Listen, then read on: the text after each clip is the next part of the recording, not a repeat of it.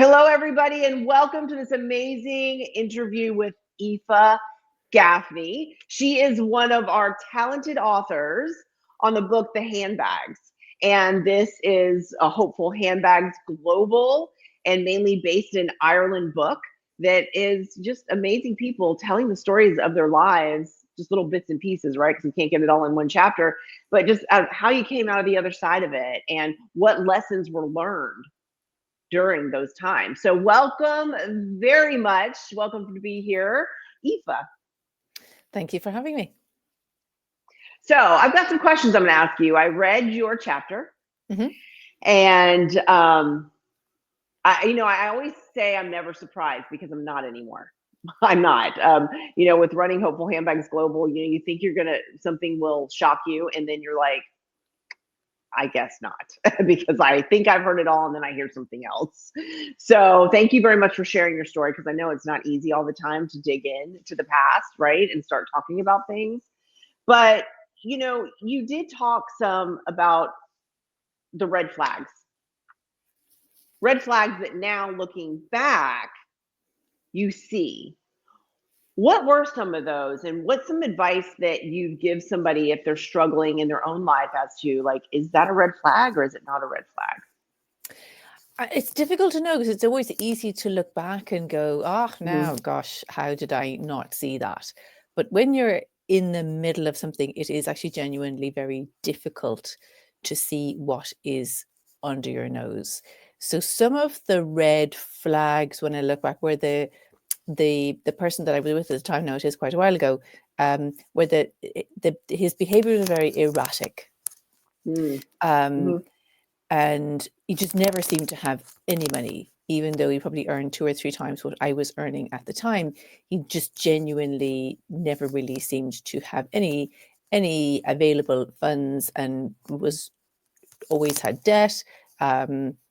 And then, of course, I was just more than happy, absolutely ecstatically delighted to help him out with all of that. But anyway, that's a whole other story. So the red flags, I think, were the very erratic behaviors, the kind of long absences that there was always some valid excuse for. And they're just like genuinely never having any available funds. So they were probably, the 3 biggest things I look back and say, how did I not see this? Yeah, and I guess looking back, you're right. It's easier to say, oh gosh, now that makes sense. But during it, I could totally see that. Oh, well, it's just kind of a tough month, or well, that makes total sense. I could rationalize them being gone for that long because that stuff happens. And it's just sometimes when things happen quite gradually, you don't see them. But, if you go from, 0 to 60 miles an hour hurtling down the road, you will be squashed back into your driver's seat. So you absolutely know that somebody has just put their foot on the accelerator. But if you're kind of gradually increasing the car, you don't notice the distance from when you leave your driveway to when you start driving up the motorway. So, these red flags often are, that's a little bit of pink bunting. And then they just turn into something bigger and bigger and bigger. So, if you and whoever is reading this and you're looking back and you go say, well, how did I not see these, or how did she not see those signs? Because they snuck up on me, and because I probably subconsciously didn't want to see them, but I genuinely think that they did sneak up on me. And I think, and you tell me what you think about this, but I think that, with people that we are with or love, we give them the benefit of the doubt, right? We want to think the best. Yeah. Always. And so it's almost like a defensive mode. Oh, they wouldn't do that. They wouldn't do that to me. And it's very easy to throw bricks at the television and then to judge, how did she not see that? And I would have seen that after like a quiz show. Like, how do they not know the answer to that question? Right. That's just silly. So it's the same principle. You can say, well, gosh, like in the moment, you genuinely don't see what's under your nose. Which leads me to my next question about guilt and shame, right? Because that kind of comes along this was happening slowly, but there had to be some feelings in there too But you do talk a little bit about this, about when you did start to notice things, almost feeling a little bit guilty and shameful, maybe about how did that work? Was it guilty and shameful about talking about it, or coming to that realization yourself that, oh, I mean, this is right in front of me. How am I not seeing this? So there was a lot of guilt because I had taken on the burden of somebody else. So I had taken on a lot of their emotional baggage because I was the fixer, and then certainly a lot of women will identify as that. Oh, you're in trouble. Let me help you, fix you, because we are the rescuers. So I've rescued this person. I can't release them back into the wild until I fix them, because that would be mean. So that was where a lot of the guilt was coming from. But I had put that on myself. I had taken on that responsibility. That was my choice. Nobody foisted me into that. And the shame was, here I go again, another failed relationship. Here I go again, another failure, another mess up, another thing that I felt unsuccessful at. And I didn't really want to admit that out loud. And that was quite difficult. And, so guilt and shame can often keep us there. But I had imposed those emotions on myself. And actually, nobody else really cared. They go, oh, well, we just want you to be okay. Nobody was judging me. I was judging myself. And that's a really important point to talk about, is that I think, from what I see from my perspective with survivors and even their children, is they do put that guilt and shame on themselves because of, you feel almost guilty and shameful of putting it on somebody else. And I want to just kind of run something by you that I hear a lot is, people will look back and say, was this person planning this? Like, were they strategically doing these things to me to make this worse? Or is this just innately in them, and this is just the path that they take to get what they want? Does that make sense of a question? I mean, what do you think about that? And to be honest, I honestly, I don't know. And having spoken with this person's parents, who actually were probably the nicest, kindest people that you could ever meet. They had 2 children, and they were convinced, he was the second son, they were convinced that, and his mum used to laugh and say if he hadn't been born at home, she would have been convinced that he was a changeling, or that she'd brought the wrong baby home from the hospital, because he was such a complete polar opposite to his brother. And certainly his parents just had no idea where things had disintegrated for him, because apparently things sort of disintegrated a little bit for him in his mid-teens. I don't know, he just turned left instead of turning right. Just these things happen. Choices. So choices. Yeah, choices. And it was a choice that had kind of been put directly in front of him. Do you want to go left, or do you want to turn right? So even his parents couldn't really explain those behaviors. So I don't know, are some people born with these tendencies? Do they develop them? Is it the result of something? I don't know. Maybe the answer is a combination of all of those. And I really wish I knew. Mm-hmm. Yeah, and I think most people do. And I think looking back on people like this, and even now, because it goes on all the time, is you can see where people, whether it gets to be that they are abusers or any other kind of thing, where it's those small choices throughout life that just takes you here and then there and then there and then there, and then they end up in a situation. Because I always like to think, okay, well, everybody's born good. Everybody's born good, absolutely. right?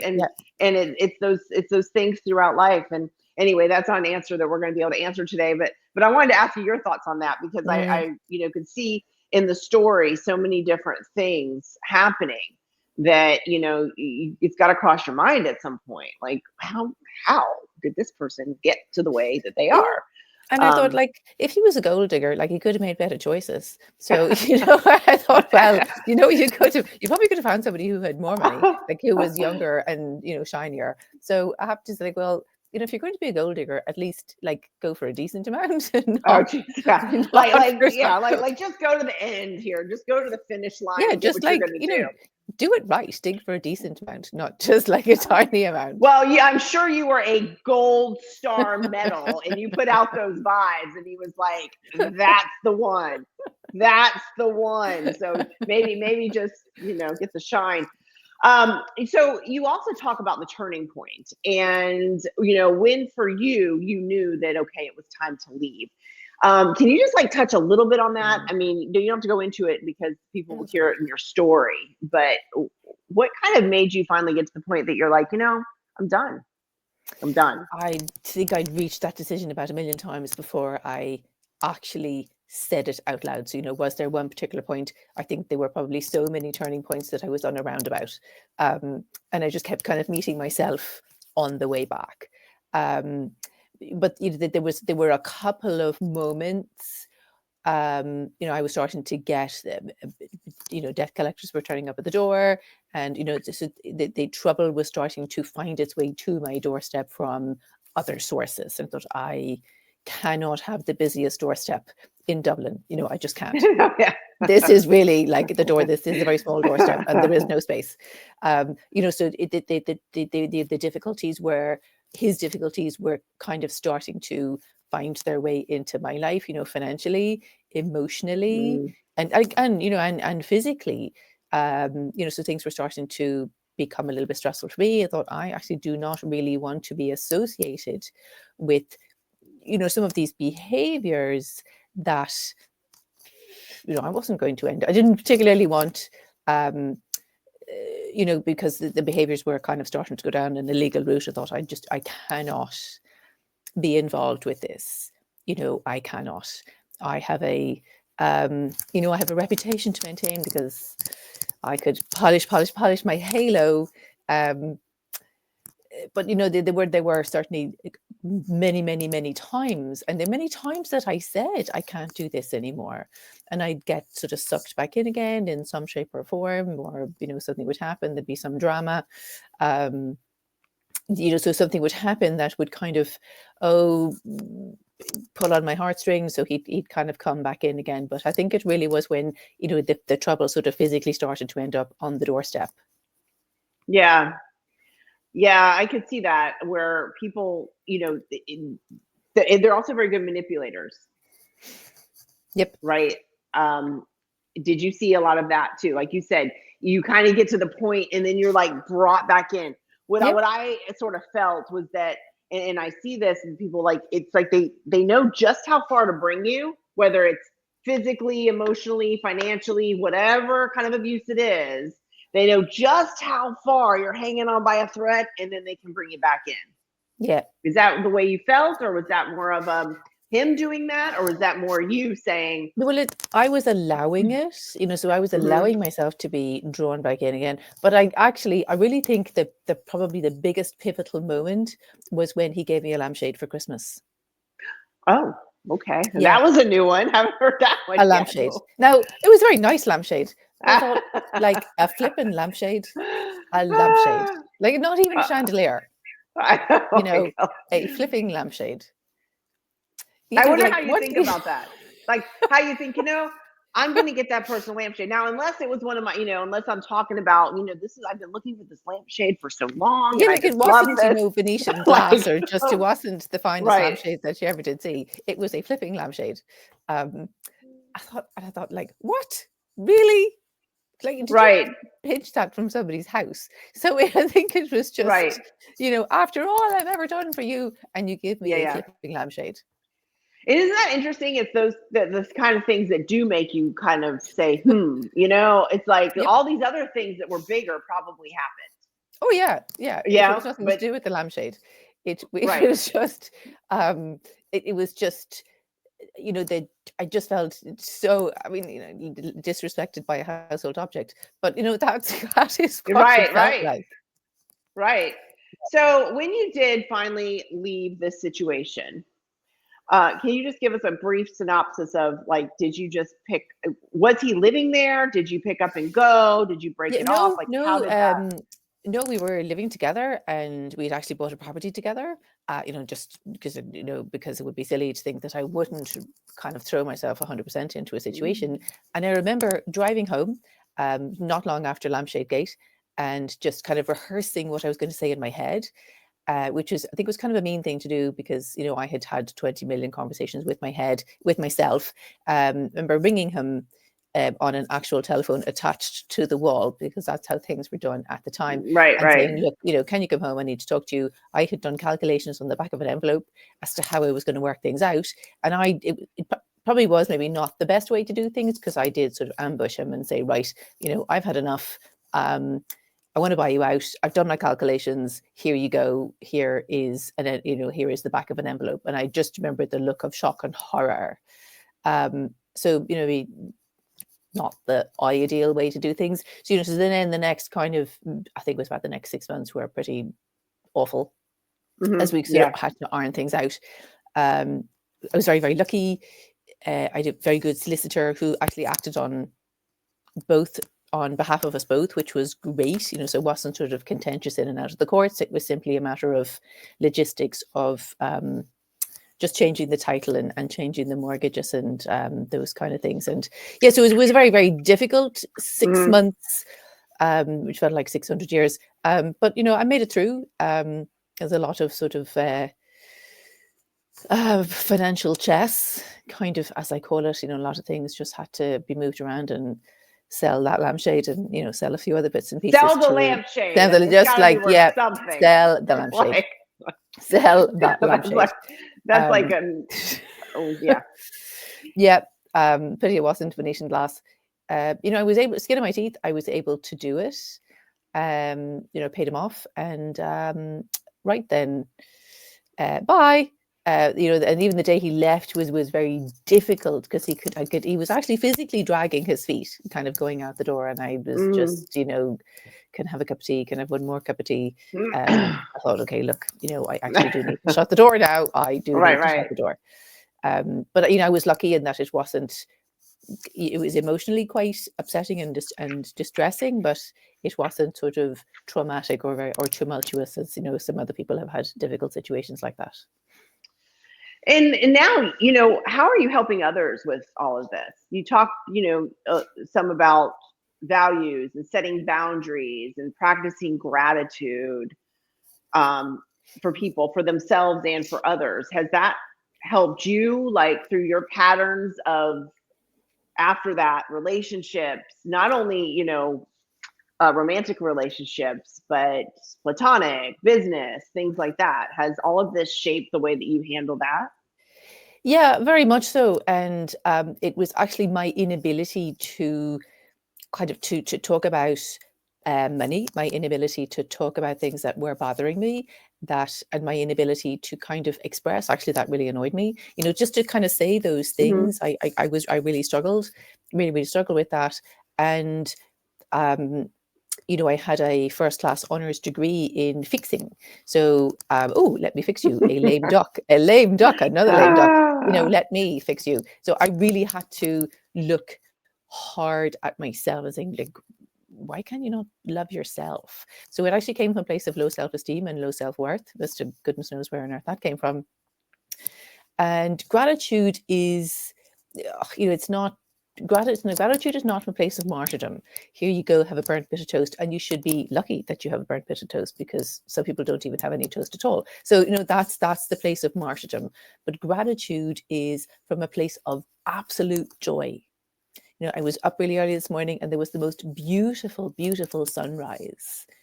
I mean, that was like, that was just an incredible moment of just beauty. Just so beautiful.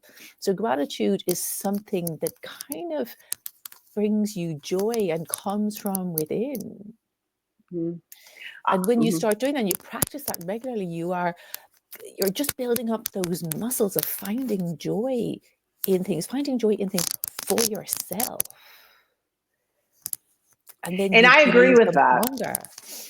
And I also believe that when we put that stuff out there, we surround ourselves just naturally. Different people start to come into our lives. Yeah. And not trying to say that people that have been through some tough times were putting out, they just weren't being grateful enough. I'm not trying to imply that. No, not at all. Um, It's kind of important to but make that distinction. yeah, but in saying that, I personally can look back probably and think of when certain things weren't going well in my life. I probably could have been a little more grateful for some of the smaller things that Yeah. were going right at the time.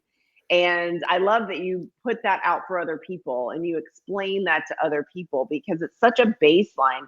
I mean, I know with Hopefull Handbags Global, one of the base things that we work on with everybody is self-perception and what you think and feel about yourself, Yep. because that's just being grateful with you and what all of our dreams are and what our talents and uniquenesses are.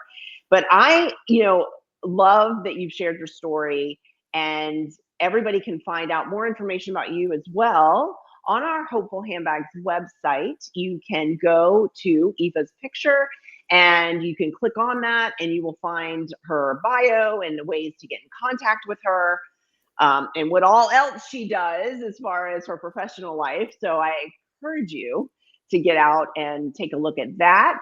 And is there anything else that you'd like to share with us? Because the story, you've got to get the book. You'll read the rest of the story. You're going to be even, look more up to Aoife, even more than you already do right now from this interview. Is there anything you'd like to share with us before we go? I think, never second guess your instincts, because they're 99% of the time, they are absolutely right. So if you find that you're kind of talking yourself out of things, you really do need to trust your instincts. And if you're sort of overly rationalizing something, be honest with yourself. Nobody else at the moment matters, but when you're truly honest with yourself, that's a brilliant starting point. I love that. Absolutely true. So everybody, Hopefull Handbags, that's hopeful with 2 L's, like full of hope.org. And you can find all the information about the book there. And again, more about Aoife. And thank you so much for joining us. And we will see you again soon.